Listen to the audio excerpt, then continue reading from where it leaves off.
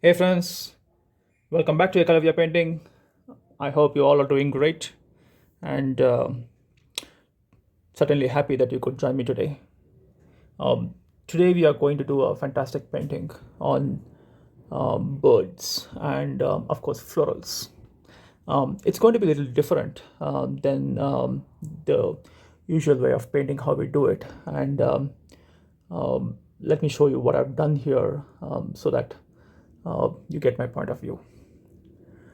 All right, so as you can see here, this is an 18 by 24 inch cotton canvas, white color, double primed gessoed. And on top of that, I just made a circle cut on a contact paper. And basically, I just put a little bit of sky blue and sap green along with yellow in the bottom. All these are acrylic colors. And once that is done, I stuck the contact paper and then I covered the rest of the board with Prussian blue along with phthalo green, again with acrylic colors. And then I just removed the contact paper. Now on top of that, after it is dried completely, I just made a small sketch of this beautiful bird.